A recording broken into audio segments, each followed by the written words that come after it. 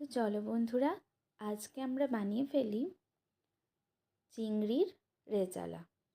তো এই চিংড়ির রেজালা বানাবার জন্য আমরা কিন্তু প্রথমেই চিংড়ি মাছগুলোকে ভালোভাবে ধুয়ে নিয়ে লবণ মাখিয়ে রাখবো। আর আমি আজকে লবণের সাথে হলুদ দিচ্ছি না, যেহেতু রেজালাতে কিন্তু হলুদ দেওয়া হয় না, সেই জন্য আমি চিংড়ি মাছটাতেও হলুদ দিলাম না। এরপর এই পেঁয়াজ, রসুন, আদা, কাজু বাদাম আর চারমগজ দিয়ে আমরা একটা মশলার পেস্ট তৈরি করে রাখবো। আর এই যে দেখো, মশলাটা করার সময় কিন্তু আমি সেই মিক্সিং জারে এইরম একটা চামচের 1 চামচ টক দই দিয়ে খুব ভালোভাবে মিক্সড করে নেব।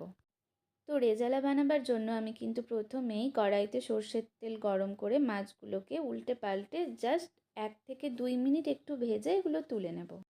এইবার ওই একই তেলে আমি কিন্তু দিয়ে দিচ্ছি অল্প কিছুটা ঘি।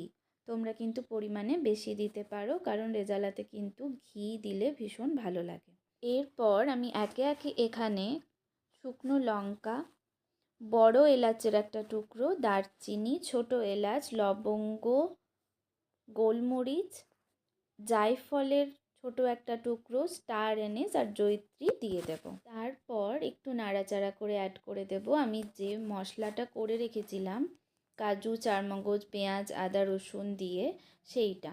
আর এর মধ্যে কিন্তু সেই টক দইটাও দেওয়া আছে। আমি এখানে কিন্তু পরিমাণ মতো লবণও দিয়ে দিয়েছিলাম। এইবার আমি এই সমস্ত মশলাটাকে খুব ভালোভাবে কষিয়ে নেব যতক্ষণ না এই মশলা থেকে তেল ছাড়ছে। মশলাটা আমার কষানো হচ্ছে, এই সময় আমি একটা বাটিতে এরম গরম জলের মধ্যে বেশ কিছুটা জাফরান ভিজিয়ে রাখলাম।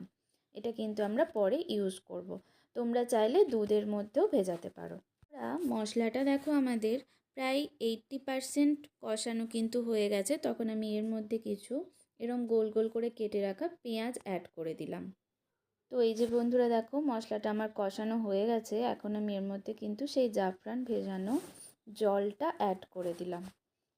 আর এইবার আমি কিন্তু এর মধ্যে একে একে অ্যাড করে দেব ভেজে রাখা চিংড়ি মাছগুলো, আর দিয়ে দেব 1 টেবিল চামচ পরিমাণে কেওড়া বাটার, 1/2 টেবিল চামচ পরিমাণে গোলাপ জল। আর মিঠে আতর আমি স্কিপ করেছি, তোমরা চাইলে কিন্তু দিতেই পারো। আর এরপর পরিমাণ মতো জল দিয়ে আমি এটাকে মিডিয়াম ফ্লেমে 10 মিনিটের জন্য হতে দেব। তারপর গরম মশলা গুঁড়ো আর গোলমরিচ গুঁড়ো ছড়িয়ে নামিয়ে নিলেই কিন্তু আমার এই রেজালা একদম রেডি হয়ে যাবে। আর বন্ধুরা দেখো, আমি কিন্তু টেস্ট ব্যালেন্সের জন্য দিয়ে দিচ্ছি অল্প পরিমাণে চিনি। আর এই যে বন্ধুরা দেখো, 10 মিনিট পর আমার রেজালা কিন্তু এখন নামিয়ে নেওয়ার জন্য একদম রেডি হয়ে গেছে। তো বন্ধুরা দেখতেই পাচ্ছ, আমার কিন্তু চিংড়ির রেজালা একদম রেডি। আজকের মতো টাটা।